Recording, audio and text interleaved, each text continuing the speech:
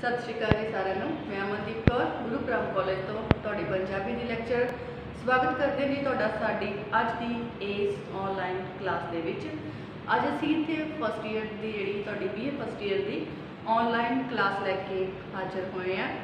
BA first year ਦੀ ਜਿਹੜੀ ਤੁਹਾਡੀ ਪੰਜਾਬੀ ਦੀ online class ਜੋ ਕਿ ਇੱਥੇ ਲਗਾਤਾਰ ਚੱਲ ਰਹੀ ਹੈ, ਉਸ ਦੇ ਵਿੱਚ ਜਿੱਦਾਂ कि ਤੁਹਾਨੂੰ पता ही है कि ਜਿਹੜੀ साडी शब्द सवेरा जी बुक है जी, असी शब्द सवेरा जी किताब है, थोड़ी बुक का नाम शब्द सवेरा जी असी बुक की शुरुआत साड़ी इस क्लास दे विच कर चुके हैं।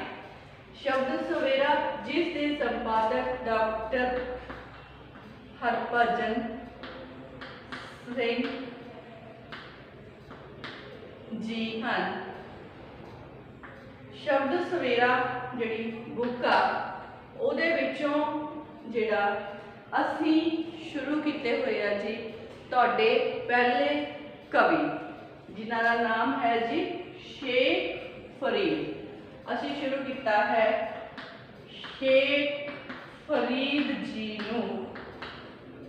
शेख फरीद जिन्होंने सूफी कावधारा के मोढी कवि मन्निया जाता है या पितामह भी कहा जाता है। शेख फरीद जी के लिखे हुए दो शब्द साडी इस बुक विच दर्ज है, जिसका नाम जिस आसन हम बैठे ते उस तो अगे जिहड़ा शब्द उन्हां दा है वह हैगा जी बेड़ा बंद ना सकियो। ठीक है, ये दोनों ही शब्दों की प्रसंग सहित व्याख्या बहुत चंगी तरह से जिहड़ियां साडियां पिछलियां क्लासां से उन्हां दे विच कर चुके हैं। उस तो बाद जिहड़ी असीं कल दी तुहाडी क्लास इत्थे लई सी उहदे विच असीं शेख फरीद जी दा एक श्लोक लिता सी, जिंद को समझाए। ठीक है, जिंद को समझाए का मतलब सी कि मनुख तैनूं अपने आप नूं, अपने जीवन नूं, अपनी जिंदगी नूं किस तरह जिहड़ा समझाउणा चाहीदा है। ਉਹਦੇ ਵਿੱਚ शेख फरीद जी ने गल की सी जी नाशवानता से कि मनुखी शरीर नाशवान है, उसने एक दिन इस धरती तो चले ही जाना है तो ये जिहड़ा जन्म है वो बहुत कीमती है तो मनुख तैनूं इस जन्म नूं समा रहते हुए ही सार्थक कर लेना चाहिए है। कल जिहड़ा शब्द सी उहदे विच फरीद जी कह रहे सी कि मनुख तेन जिहड़ा तेरी मौत का समा है वो तेरे जन्म के नाल ही पहला ही निश्चित जिहड़ा किया गया है ते इस समय नूं कोई भी टाल नहीं सकता। कहते वो जिहड़ा साहा है वो पहला ही लिखिया जा चुकिया है ते जदों तेरे जान का समा आवेगा तां मौत का फरिश्ता तैनूं आके लैण लई आ जाएगा ते तैनूं उसनूं मूँह दिखाला करना ही पवेगा, उसका सामना करना ही पवेगा। तो कहते जिहड़ी जिस तरह जिहड़ी जीव कहते एक इस्त्री आ उसनूं विआह के समय उसके पेके आप जिहड़ा तोड़ते हैं, अपने हथी आप ही तोड़ते हैं तो आप ही उसके गल लग लग के रोंदे भी हैं। इस तरह जदों तेरे जान का समा आवेगा तो फिर तू किस दे गल लग लग के रोवेगा। सो तेनों जिहड़ा है इस समय नूं सार्थक करते हुए रब की भगती जिहड़ी कर लेनी चाहिए है। गुरु पीर सारे आवाज़ां दे के इस गल का सानूं ज्ञान दे रहे हैं कि मनुख तू समा रहिंदे हुए ही अपने जीवन नूं सार्थक कर ले। क्यों? क्योंकि मरण तो बाद जदों तैनूं दोज़ख की अग दे उत्ते बने हुए बरीक वाल तो भी बरीक पुल के उत्तों की लंघना पवेगा तो तेरी जिहड़ी आत्मा है वो बहुत ज़्यादा दुख पावेगी। सानू जिहड़े संत लोग आवाज़ां मार मार के सीधे रस्ते ते जाण लई कह रहे हैं, सो तैनूं उन्हां दी संगत करके अपने जीवन नूं सार्थक कर लेना चाहिए है। अज असीं जिहड़ा फरीद जी दे श्लोक लैके आए हैं जी, नाल नाल असीं उहदी प्रसंग सहित व्याख्या करांगे ते नाल नाल तुहानूं श्लोक जिहड़े आ ब्लैक बोर्ड ते लिख के समझावांगे। चलदे हां जी फरीद जी दे श्लोकां वल। पहला श्लोक फरीद जी दा की कह रहे हैं, कहंदे फरीदा फरीदा जे जाना फरीदा जे जाना तिल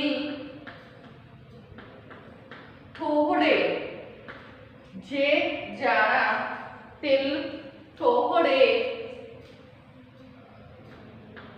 जे जाना तिल थोड़े, संभल बुक भरी, थोड़े संभल संभल संभल बुक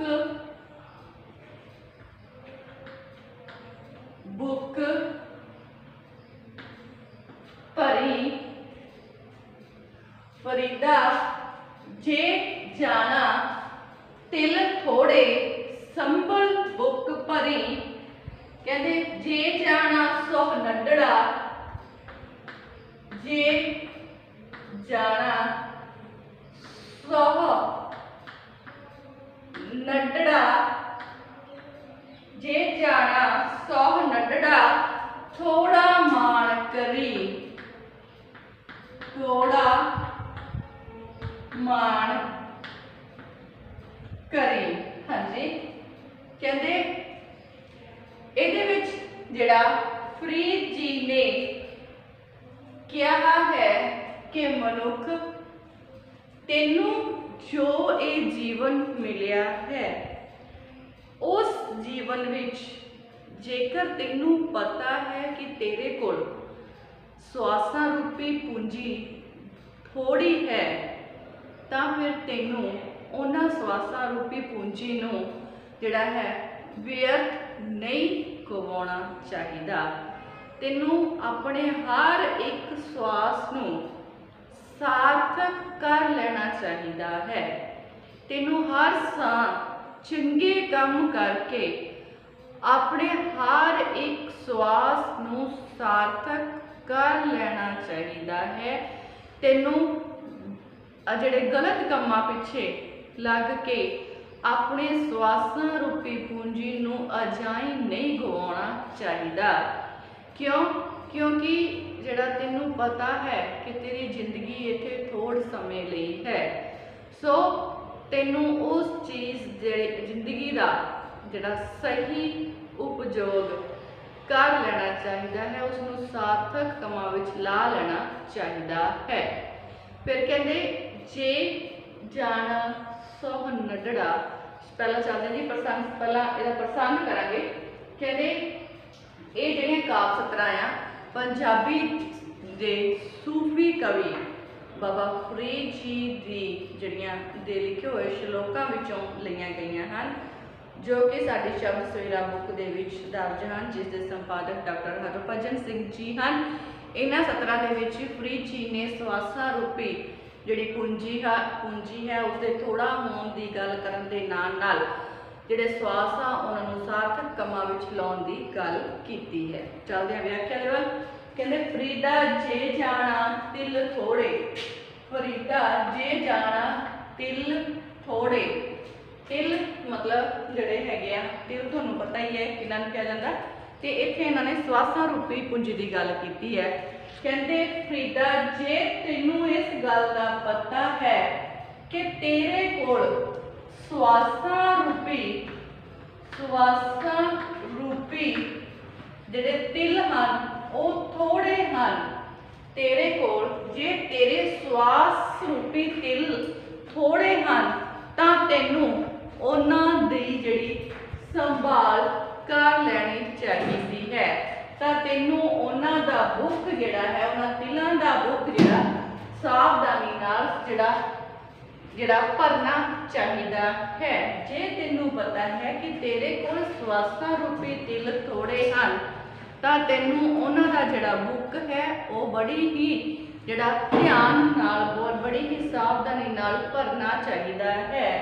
ਕਹਿੰਦੇ ਜੇ ਜਾਣਾ ਸੋਹ ਨਡੜਾ, जेकर तेनू पता है कि तेरा प्रभु पति परमात्मा, जेकर तेनू पता है कि तेरा जिहड़ा है प्रभु पति परमात्मा नडड़ा मासूम सुभाव दा है, जेकर तेनू कि तेरा जिहड़ा प्रभुपति परमात्मा मासूम जा बाल सुभाअ दा है, निक्का जिहा है, बाल सुभाअ वाला है, तां फिर तैनूं जिहड़ा है अपने आप ते, अपने संसारिक कम्मां ते, अपने आप ते बहुत ही थोड़ा मान करना चाहिदा है। कहते जेकर तेनू पता है कि तेरे कोल स्वासा रूपी तिल, स्वासा रूपी जिहड़ी पूंजी है वो बहुत थोड़ी है, तां तेनू इन्हां दा बहुत ही सावधानी नाल ध्यान नाल जिहड़ा इन्हां दा उपयोग करना चाहिदा है। तेनू जो भी स्वास मिले हन उन्हां नू सार्थक कम्मां विच लगा के जिहड़ा उन्हां नू सार्थक कर लेना चाहिदा है। जेकर तेनू पता है कि तेरा प्रभुपति परमात्मा बाल सुभाअ दा मालिक है, मासूम सुभाअ वाला है, तां तैनू फिर अपने संसारिक कम्मां उत्ते जिहड़ा हंकार आ वो नहीं करना चाहिए। तैनू अपने आप दे, अपने संसारिक कम्मां ते मान हंकार नहीं करना चाहिदा। क्यों? क्योंकि जीवन जिहड़ा है नाशवान है, हर एक मनुख ने थोड़े समय लिए धरती ते रहना है ते अपनी अपनी जिहड़ी अपनी अपने काम पूर्ण करके इत्थों चले जाना है। सो तेनू चाहिदा है तू चंगे काम करके अपनी स्वासा रूपी जिहड़ी पूंजी है उसनू सार्थक कर लवे। सो चलते हैं जी अगले श्लोक दे विच की कह रहा है। अगले श्लोक विच फरीद जी कहंदे फरीदा फरीदा जे तू अकल, जो तू अकल लतीफ, जो तू अकल लतीफ काले काले लिख न लेख, काले लिख न लेख आपनड़े गिरबान में, अपनड़े गिरबान में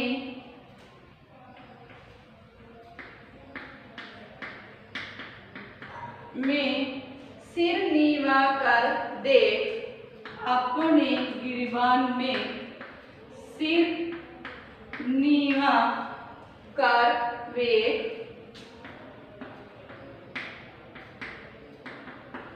हाँ जी अगला श्लोक फरीद जी का, ਇਹਦੇ ਵਿੱਚ ਜਿਹੜਾ ਫਰੀਦ ਜੀ ਆ ਉਹ ਮਨੁੱਖ ਨੂੰ ਪਹਿਲਾਂ ਆਪਣੇ ਆਪ ਦੀ ਪਛਾਣ ਕਰਨ ਦੀ ਜਿਹੜੀ ਗੱਲ ਆ ਉਹ ਕਹਿੰਦੇ ਆ ਕਿ ਮਨੁੱਖ ਤੈਨੂੰ ਪਹਿਲਾਂ ਆਪਣੇ ਆਪ ਦੀ ਪਹਿਚਾਣ ਕਰ ਲੈਣੀ ਚਾਹੀਦੀ ਹੈ। ਤੈਨੂੰ ਪਹਿਲਾਂ ਆਪਣੇ ਕੀਤੇ ਹੋਏ ਕੰਮਾਂ ਨੂੰ, ਆਪਣੇ ਕੀਤੇ ਹੋਏ ਗੁਨਾਹਾਂ ਨੂੰ ਪਹਿਲਾਂ ਜਿਹੜਾ ਦੇਖ ਲੈਣਾ ਚਾਹੀਦਾ ਹੈ, ਫਿਰ ਹੀ ਤੈਨੂੰ ਕਿਸੇ ਵੱਲ ਉਂਗਲ ਜਿਹੜੀ ਉਹ ਕਰਨੀ ਚਾਹੀਦੀ ਹੈ। ਭਾਵ सानू किसी दे भी माड़े कामों नूं कदे भी निंदना नहीं चाहिए।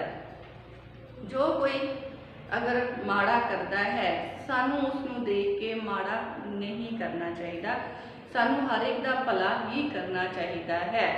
फिर इहदे विच कहंदे फरीदा जे तू अकल लतीफ है, जेकर तू, फरीद जी कहते कि मनुख जेकर तू बहुत ही ज्ञानवान है, बहुत ही अकल वाला है, बहुत तेनू ज्ञान की सोची है, तेरे कोल बहुत ज़्यादा ज्ञान है, तो फिर तू इस अपने ज्ञान दे नाल तेनू किसी दे भी माड़े लेख नहीं लिखने चाहिए। तेनू दूसरे दा कुछ भी कदे माड़ा नहीं करना चाहिए, हर एक दा भला करना चाहिए है। दूसरे दा माड़ा करन तो पहला तेनू अपने अंदर चात मार लेनी चाहिए है।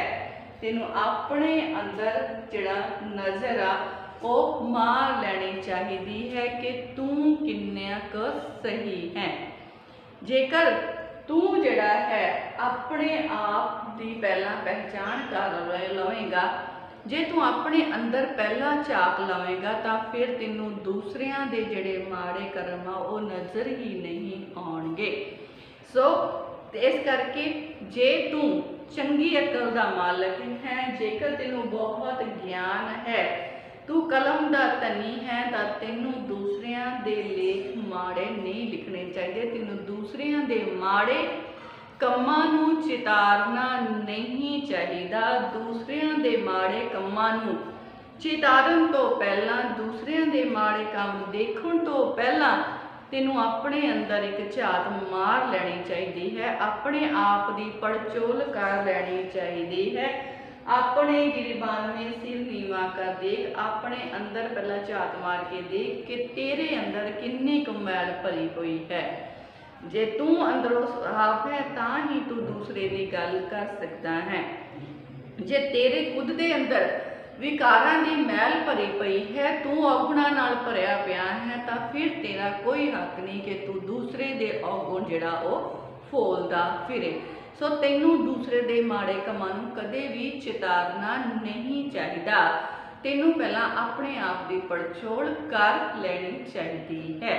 चलते हैं जी फ्रीज जी दे अगले श्लोक ते कि अगले श्लोक दे विच फ्रीज जी किहड़ी गल सानूं समझाउण दी कोशिश कर रहे हैं।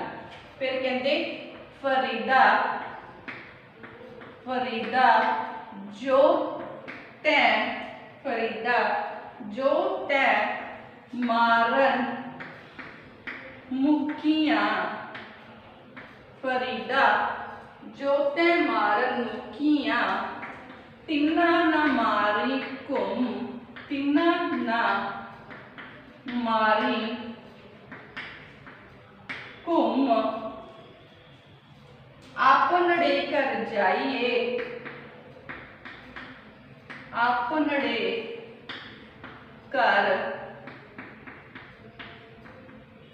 जाइए पैर तिना दे चुम आपनड़े कर जाइए पैर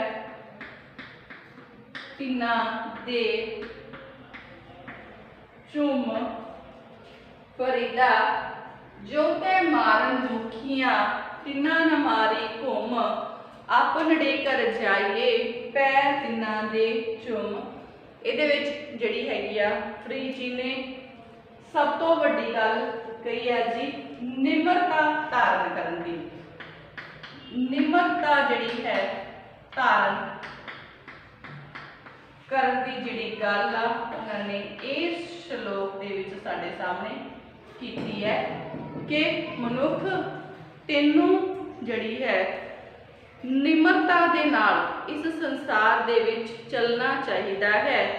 तैनूं निमरता धारण करनी चाहिदी है। जेकर तू निमरता धारण करेगा तां तू सारे कुछ हर एक चीज़ नूं प्राप्त कर लवेगा। निमरता दे नाल ही तू इस संसार समुद्र तो पार हो सकता है। इस परमात्मा नूं उस परमात्मा नूं प्राप्त कर सकता है। कहते निमरता धारण करन दे नाल तेरे अंदरों मान हंकार खत्म हो जाएगा ते तेरा परमात्मा दे दर ते जिहड़ा है तू परमात्मा दे दर ते परवान जिहड़ा हो जाएगा। की कहते आ फ्रीज जी कहते निमरता धारण करन दे लई हे मनुख कहते फरीदा जो ते मारन मुखियां जो तेरा बुरा करते हैं तेरे नाल बुरा व्यवहार करते हैं तैनूं जड़ा माड़ा गिणदे हैं सो तैनूं उन्हां लोकां दे नाल माड़ा नहीं करना चाहिदा। फ्रीज जी कहते हे मनुख जो लोग तेरा माड़ा करते हैं तैनूं गलत ठहराउंदे हैं तैनूं उन्हां लोकां दा माड़ा नहीं करना चाहिदा। सगों निमरता धारण करके अपने मन नूं शांत करके जिहड़ा उन्हां लोकां दे पैर चुमने चाहिए। मतलब तुहानूं निमरता धारण करके उन्हां लोकां दा चंगा ही तैनूं करना चाहिदा है। कहते जो तै मारन मुखियां जो तैनूं बुरा कर तेरा बुरा कर रहे हैं तेरे मुखिया मारन मतलब तेरा बुरा कर रहे हैं तैनूं उन्हां दा वापस बुरा नहीं करना चाहिदा। अपने घर जाइए तैनूं अपने घर जान तो पहला भाव ਤੈਨੂੰ ਉਹਨਾਂ ਦਾ ਬੁਰਾ ਨਹੀਂ ਕਰਨਾ ਚਾਹੀਦਾ, ਸਗੋਂ ਉਹਨਾਂ ਨਿਮਰਤਾ ਧਾਰਨ ਕਰਦੇ ਹੋਏ ਉਹਨਾਂ ਲੋਕਾਂ ਦਾ ਚੰਗਾ ਕਰਕੇ ਆਪਣੇ ਘਰੇ ਚਲੇ ਜਾਣਾ ਚਾਹੀਦਾ ਹੈ। ਪੈਰ ਤਿੰਨਾਂ ਦੇ ਚੁੰਮ ਮਤਲਬ ਨਿਮਰਤਾ ਧਾਰਨ ਕਰਦੇ ਹੋਏ ਉਹਨਾਂ ਲੋਕਾਂ ਦਾ ਵੀ ਭਲਾ ਹੀ ਕਰਨਾ ਚਾਹੀਦਾ ਹੈ ਤੇ ਭਲਾਈ ਕਰਕੇ ਆਪਣੇ ਘਰ ਵਾਪਸ ਚਲੇ ਜਾਣਾ ਚਾਹੀਦਾ ਹੈ। ਸੋ ਤੂੰ ਜਿਹੜਾ ਬੁਰੇ ਦਾ ਵੀ ਭਲਾ ਕਰਨਾ ਤੈਨੂੰ ਆਉਣਾ ਚਾਹੀਦਾ ਹੈ ਤੇ ਤੈਨੂੰ ਸਭ ਤੋਂ ਵੱਡਾ ਗੁਣ ਨਿਮਰਤਾ ਨੂੰ ਧਾਰਨ ਕਰ ਲੈਣਾ ਚਾਹੀਦਾ ਹੈ, ਕਿਉਂਕਿ ਇਹ ਨਿਮਰਤਾ ਹੀ ਹੈ ਜੋ ਸਾਨੂੰ ਸਾਰਾ ਕੁਝ ਜਿਸ ਦੇ ਨਾਲ ਪ੍ਰਾਪਤ ਹੋ ਜਾਂਦਾ ਹੈ।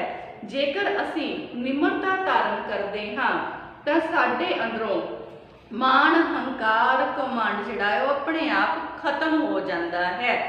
ਨਿਮਰਤਾ ਧਾਰਨ ਕਰਨ ਦੇ ਨਾਲ ਸਾਡੇ ਵਿੱਚ ਚੰਗੇ ਗੁਣ ਆਪਣੇ ਆਪ ਪੈਦਾ ਹੋ ਜਾਂਦੇ ਹਨ ਤੇ ਅਸੀਂ ਇਸ ਸੰਸਾਰ ਤੇ ਸਾਡੀ ਜਿਹੜੀ ਗਿਣਤੀ ਆ ਉਹ ਚੰਗੇ ਲੋਕਾਂ ਦੇ ਵਿੱਚ ਹੋਣੀ ਸ਼ੁਰੂ ਹੋ ਜਾਂਦੀ ਹੈ।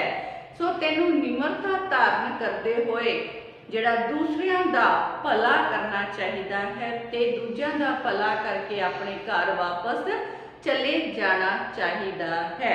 ਇਹ ਸੀਗੇ ਜੀ ਸਾਡੇ 3 ਜਿਹੜੇ ਫਰੀਦ ਜੀ ਦੇ ਸ਼ਲੋਕ। ਹੁਣ ਅਸੀਂ ਚੱਲਾਂਗੇ ਅਗਲੇ ਸ਼ਲੋਕ ਵੱਲ ਕਿ ਅਗਲੇ ਸ਼ਲੋਕ ਦੇ ਵਿੱਚ ਫਰੀਦ ਜੀ ਸਾਨੂੰ ਕੀ ਕਹਿਣ ਦੀ ਕੋਸ਼ਿਸ਼ ਕਰਦੇ ਆ। ਚੱਲਦੇ ਆ ਜੀ ਸਾਡੇ ਅਗਲੇ ਸ਼ਲੋਕ ਦੇ ਵੱਲ। ਹਾਂਜੀ, ਚੱਲਦੇ ਅਗਲੇ ਸ਼ਲੋਕ ਵੱਲ। ਅਗਲੇ ਸ਼ਲੋਕ ਕੀ ਕਹਿੰਦੇ ਆ?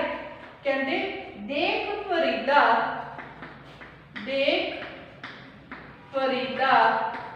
ਜੇ ਥੀਆਂ ਜੋ ਥੀਆਂ ਦਾੜੀ ਹੋਈ ਭੂਰ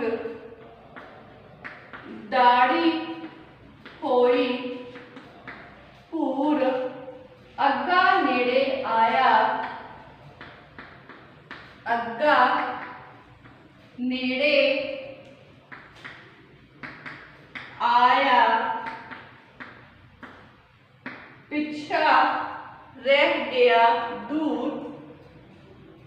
ਪਿੱਛਾ ਰਹਿ ਗਿਆ ਦੂਰ। ਹਾਂਜੀ, ਪਿੱਛਾ ਰਿਹਾ ਦੂਰ। ਫਰੀਦਾ ਦੇਖ ਫਰੀਦਾ ਜੀ ਥੀਆਂ ਦਾੜੀ ਹੋਈ ਭੂਰ ਅੱਗਾ ਨੇੜੇ ਆਇਆ ਪਿੱਛਾ ਰਿਹਾ ਦੂਰ। ਹਾਂਜੀ, ਇਹਦੇ ਵਿੱਚ ਜਿਹੜਾ ਫਰੀਦ ਜੀ ਆ ਉਹਨਾਂ ਨੇ ਜਿਹੜੀ ਨਾਸ਼ਵਾਨਤਾ ਦੀ ਹੀ ਗੱਲ ਕੀਤੀ ਹੈ ਕਿ ਮਨੁੱਖ ਤੇਰਾ ਜੀਵਨ ਨਾਸ਼ਵਾਨ ਹੈ, ਇਸਨੇ ਖਤਮ ਹੋ ਜਾਣਾ ਹੈ। ਸੋ ਹੁਣ ਜਿਹੜੀ ਤੇਰੀ ਹਾਲਤ ਹੈ, ਕਹਿੰਦੇ ਫਰੀਦਾ ਦੇਖ ਫਰੀਦਾ ਜੀ ਥੀਆਂ, ਕਹਿੰਦੇ ਹੁਣ ਤੂੰ ਦੇਖ ਲੈ ਤੇਰੀ ਹਾਲਤ ਜਿਹੜੀ ਆ ਉਹ ਕਿਸ ਤਰ੍ਹਾਂ ਦੀ ਹੋ ਗਈ ਹੈ। ਤੇਰੀ ਜਿਹੜੀ ਦਾੜੀ ਆ ਉਹ ਪੂਰੀ ਹੋ ਚੁੱਕੀ ਹੈ, ਭਾਵ ਤੇਰੇ ਤੇ ਜਿਹੜੀ ਉਮਰ ਆ ਉਸਨੇ ਆਪਣਾ ਜਿਹੜਾ ਪ੍ਰਭਾਵ ਆ ਉਹ ਦਿਖਾਉਣਾ ਸ਼ੁਰੂ ਕਰ ਦਿੱਤਾ ਹੈ। ਕਹਿੰਦੇ ਤੇ ਹੁਣ ਤੇਰੀ ਜਿਹੜੀ ਉਮਰ ਆ ਉਹ ਬਜ਼ੁਰਗੀ ਵੱਲ ਜਿਹੜੀ ਸ਼ੁਰੂ ਹੋ ਗਈ ਹੈ। ਹੁਣ ਤੇਰੀ ਜਿਹੜੀ ਹਾਲਤ ਹੈ ਉਹ ਬਜ਼ੁਰਗਾਂ ਵਾਲੀ ਹੋ ਚੁੱਕੀ ਹੈ ਤੇ ਹੁਣ ਤੇਰਾ ਜਿਹੜਾ ਅੱਗਾ ਜਿਹੜਾ ਮਤਲਬ ਮੌਤ ਦਾ ਸਮਾਂ ਤੇਰਾ ਨੇੜੇ ਆ ਚੁੱਕਾ ਹੈ ਤੇ ਤੇਰਾ ਜੋ ਪਿੱਛੇ ਜਨਮ ਦਾ ਸਮਾਂ ਸੀ ਉਹ ਦੂਰ ਹੋ ਗਿਆ ਹੈ। ਤੇਰਾ ਜਿਹੜਾ ਜਨਮ ਦਾ ਸਮਾਂ ਸੀ ਉਹ ਹੁਣ ਦੂਰ ਚਲਾ ਗਿਆ ਹੈ ਤੇ ਤੇਰਾ ਜਿਹੜਾ ਮੌਤ ਦਾ ਸਮਾਂ ਨੇੜੇ ਆਉਣ ਲੱਗ ਚੁੱਕਾ ਹੈ। ਸੋ ਤੈਨੂੰ ਆਪਣੇ ਇਸ ਜੀਵਨ ਨੂੰ ਸਾਰਥਕ ਕਰਦੇ ਹੋਏ ਜਿਹੜਾ ਹੁਣ ਚੰਗੇ ਕਰਮ ਜਿਹੜੇ ਆ ਉਹ ਕਰ ਲੈਣੇ ਚਾਹੀਦੇ ਹਨ, ਕਿਉਂਕਿ ਚੰਗੇ ਅਮਲ ਹੀ ਜਿਹੜਾ ਤੇਰੇ ਨਾਲ ਜਿਹੜਾ ਉਹ ਜਾਣਗੇ, ਚੰਗੇ ਕਰਮ ਚੰਗੇ ਅਮਲ ਹੀ ਤੇਰੇ ਨਾਲ ਜਾਣਗੇ। ਸੋ ਤੈਨੂੰ ਹੁਣ ਚਾਹੀਦਾ ਹੈ ਕਿ ਤੂੰ ਆਪਣੀ ਉਮਰ ਦੇ ਹਿਸਾਬ ਨਾਲ ਪਰਮਾਤਮਾ ਦੀ ਭਗਤੀ ਕਰ ਲੈ। ਕਿਉਂਕਿ ਪਰਮਾਤਮਾ ਦੀ ਕੀਤੀ ਹੋਈ ਭਗਤੀ ਹੀ ਅੰਤ ਸਮੇਂ ਤੇਰਾ ਸਾਥ ਦੇਵੇਗੀ। ਸੋ ਇਹ ਜਿਹੜਾ ਹੈਗਾ ਜੀ ਸ਼ਲੋਕ ਸੀ ਅੱਜ ਦੇ ਫਰੀਦ ਜੀ ਦੇ। ਤੇ ਅਗਲੇ ਸ਼ਲੋਕ ਹੁਣ ਲੈ ਕੇ ਅਸੀਂ ਤੁਹਾਡੀ ਕੱਲ ਦੀ ਕਲਾਸ ਵਿੱਚ ਹਾਜ਼ਰ ਹੋਵਾਂਗੇ। ਤਦ ਤੱਕ ਇਹਨਾਂ ਸ਼ਲੋਕਾਂ ਨੂੰ 2 ਵਾਰ ਪੜ੍ਹਿਓ, ਪ੍ਰਸੰਗ ਸਹਿਤ ਵਿਆਖਿਆ ਜ਼ਰੂਰ ਸਮਝਣ ਦੀ ਕੋਸ਼ਿਸ਼ ਕਰਿਓ, ਕਾਪੀਆਂ ਤੇ ਨੋਟ ਕਰਕੇ ਰੱਖਿਆ ਕਰੋ ਤਾਂ ਕਿ ਐਗਜ਼ਾਮ ਦੇ ਟਾਈਮ ਤੁਹਾਡੀ ਜਿਹੜੀ ਮਦਦ ਕਰ ਸਕਣ। ਤੇ ਹੁਣ ਅਸੀਂ ਮਿਲਦੇ ਹਾਂ ਤੁਹਾਡੀ ਕੱਲ ਦੀ ਕਲਾਸ ਵਿੱਚ ਫਰੀਦ ਜੀ ਦੇ ਅਗਲੇ ਸ਼ਲੋਕਾਂ ਦੇ ਨਾਲ। ਤਦ ਤੱਕ ਦੇ ਲਈ ਤੁਸੀਂ ਘਰਾਂ ਵਿੱਚ ਰਹੋ, ਸੁਰੱਖਿਅਤ ਰਹੋ ਤੇ ਪੜ੍ਹਦੇ ਰਹੋ। ਧੰਨਵਾਦ।